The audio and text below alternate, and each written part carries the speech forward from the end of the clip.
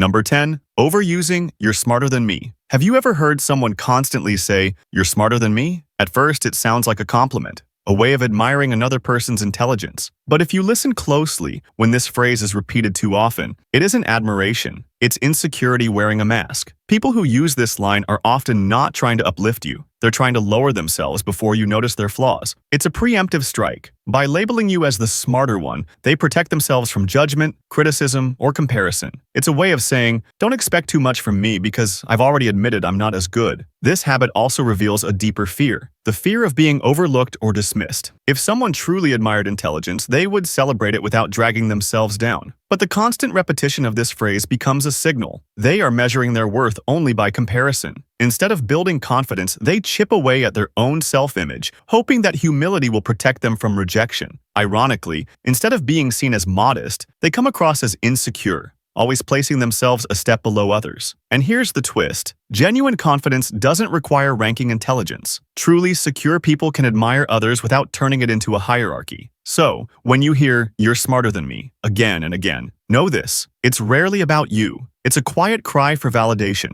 disguised as a compliment. Number 9. Saying you look so confident too often. On the surface, it sounds like a compliment anyone would be happy to receive. But when someone keeps repeating it, over and over, almost like a mantra, it begins to reveal more about the speaker than the person being praised. Why? Because people who obsessively point out confidence in others are often painfully aware of their own lack of it. They spot confidence the way a starving person spots food. It's what they desperately crave, but don't feel inside themselves. This compliment, repeated too often, is rarely just admiration. It's projection. It's the insecure mind saying, "I don't feel grounded, so I'm going to highlight how grounded you look." They aren't really complimenting your posture or your presence. They're confessing, without realizing, that they live with self-doubt, and your confidence feels like a mirror reflecting their weakness back at them. Notice how the phrase is framed. "You look confident," not "you are confident." That single word, "look," reveals suspicion. Deep down, the speaker doubts whether confidence is real or just an act. In truth, they are questioning their own authenticity. Do they only appear calm while secretly crumbling? Do they assume everyone else is also faking it? By repeating this compliment,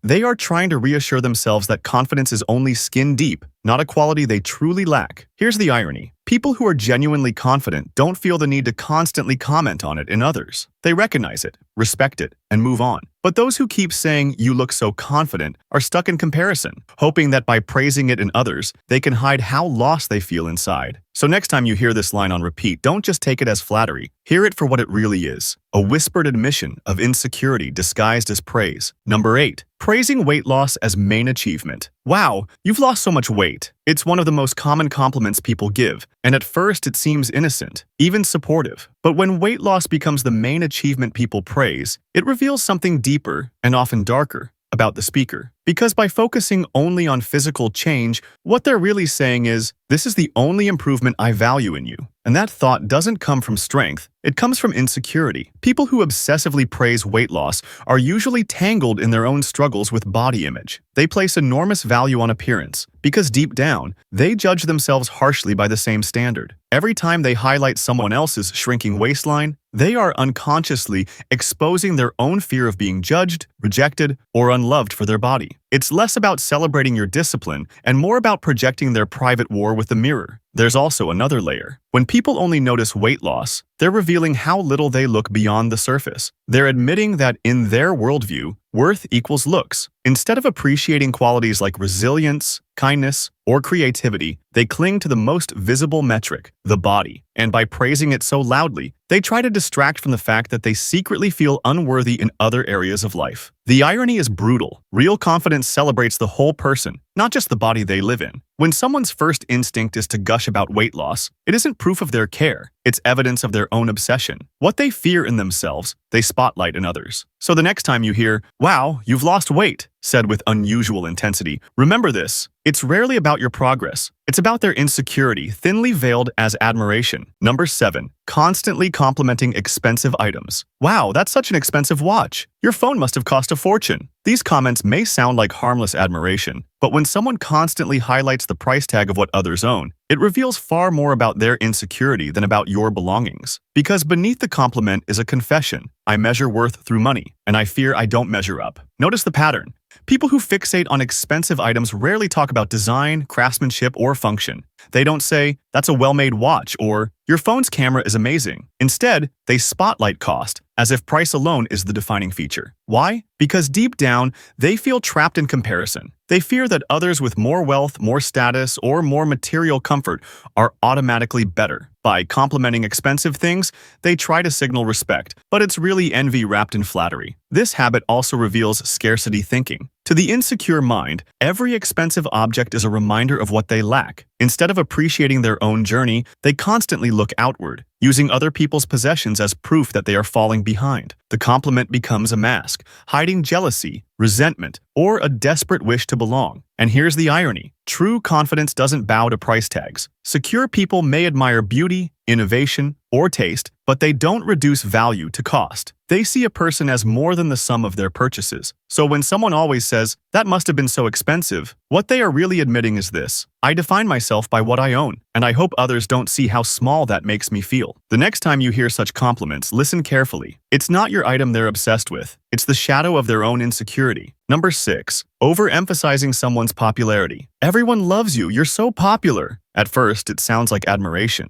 But when someone constantly emphasizes another person's popularity, it's not just a compliment, it's a window into their own insecurity. Because when popularity becomes the thing they focus on most, what they're really saying is, "I believe my worth depends on how many people notice me." People who fixate on popularity often grew up equating acceptance with survival. Being liked meant safety, belonging, or even love. So, as adults, they exaggerate other people's social circles, followers, or friend groups as if these things define true value. When they repeat comments about how popular someone is, it isn't about admiration. It's about envy. They are quietly confessing, "I fear being invisible. I fear not being chosen." The repetition of these compliments also reveals a distorted belief that popularity equals happiness. They imagine that being liked by everyone automatically erases loneliness, self-doubt, or pain. So when they point it out, what they're really doing is projecting their fantasy, hoping that if they can't achieve popularity, at least they can live through those who seem to have it. But here's the twist. People who are truly secure don't glorify popularity. They see it for what it is: a fragile number, a passing moment, something that can never define the core of a person. Real confidence doesn't need an audience. Yet those who keep saying, "You're so popular," reveal that they are chasing validation, terrified of being forgotten, and convinced that without recognition, they don't exist. So, when you hear compliments that magnify someone's social status, understand this: it's not really about the popular person. It's a reflection of someone else's quiet fear of invisibility. Number 5. Praising effort only to hide jealousy. You've worked so hard on this. At first, it sounds uplifting, even encouraging. But sometimes that praise isn't admiration, it's camouflage. When someone highlights only your effort and not your achievement, it can reveal something very different: hidden jealousy. Because instead of saying, "You're talented," or "That's impressive," they focus on the grind, as if your success is less about skill and more about struggle. It's their subtle way of reducing your win to something they can dismiss. Think about it. If a coworker just got a promotion, the insecure person might say, "Well, you've worked hard for it." On the surface, it's kind, but underneath, it's coded. "I could do the same if I wanted to work that hard."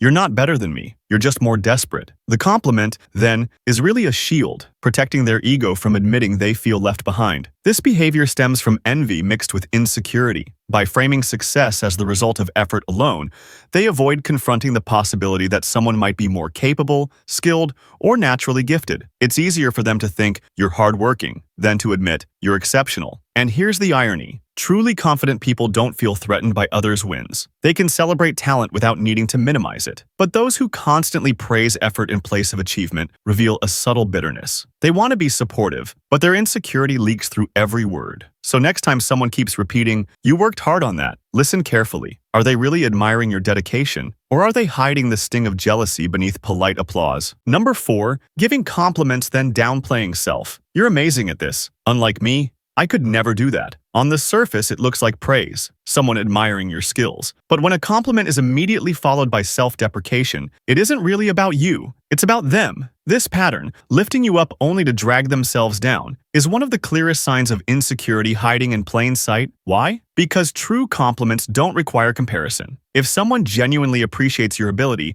they can express it without turning the spotlight back on themselves. But when they say, "You're so good, I'm terrible," they're not just admiring you, they're fishing for reassurance. It's a trap where the real goal isn't to celebrate your strength, but to get you to reply, "No, you're great too." The compliment becomes a setup for validation. This habit also reveals a deeper fear, the fear of being invisible. By inserting themselves into every compliment, they ensure they remain part of the story. Even when the focus should be on you, they twist it back toward their insecurities. It's not malice, it's survival. They can't let admiration stand alone because your success feels like their failure. Ironically, this kind of praise often backfires. Instead of sounding supportive, it can make the other person uncomfortable, even guilty, as if their strength is a burden. What could have been encouragement turns into awkwardness. Here's the truth. Genuine confidence doesn't need to put anyone down, not even the self. Secure people can admire without needing to shrink themselves. But when compliments come with self-insults, they reveal more than they intend, a quiet cry for validation wrapped in the disguise of praise. Number 3, using "I wish I could be like you" remarks. At first, it feels flattering. Someone seems to admire your qualities so much that they want to copy you. But repeated often, this remark stops being a compliment and starts revealing deep insecurity. Because beneath the words isn't admiration, it's comparison. It's the quiet admission, "I don't believe who I am is good enough." When people say this too frequently, they aren't really celebrating you. They're subtly confessing that they feel small, inadequate, or unworthy. By putting you on a pedestal,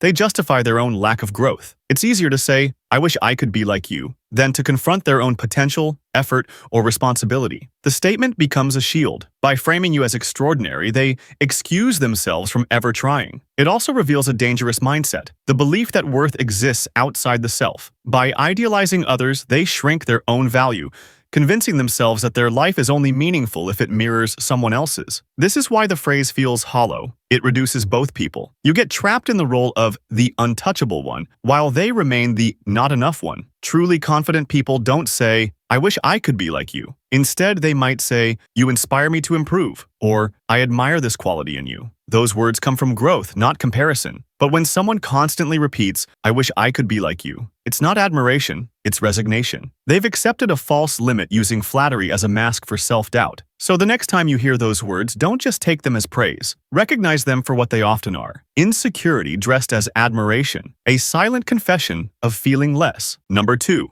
excessive admiration of social media posts. "Wow, amazing post. This is incredible. You're the best." At first, these comments on social media look like harmless enthusiasm. But when someone floods your posts with constant over-the-top admiration, it stops being a compliment and starts becoming a signal of insecurity. Why? Because behind the excessive praise lies a quiet fear. If I don't constantly remind you that I admire you, I'll fade into the background and be forgotten. Insecure people often use social media compliments as currency. They believe that if they shower enough admiration, they'll earn a spot in your life, or at least in your memory. But instead of building genuine connection, this habit often reveals dependency. The endless comments, emojis, and exaggerated reactions are less about you and more about them, about their fear of being invisible, overlooked, or unvalued. It also exposes a dangerous pattern, tying self-worth to digital presence. By admiring every post, they hope for acknowledgement in return, a like, a reply, even a simple notice that they exist. Without that digital feedback loop, they feel empty. Their compliments aren't just about admiration, they're survival tactics in a world where attention feels like oxygen. The irony is that real confidence doesn't need to chase visibility this way. Secure people may support, comment, and admire, but they don't rely on constant digital approval to feel real. They know their value exists offline, beyond screens. But those who excessively admire online posts reveal a fragile truth. Their self-esteem depends on staying seen, even if it means drowning others in shallow praise. So next time you notice the flood of admiration in your comments, remember, sometimes it's not your brilliance they're highlighting. It's their insecurity echoing through every exaggerated word. Number 1. Compliments that turn into self-putdowns. "You're so talented. Unlike me, I'm useless." At first, it sounds like flattery, but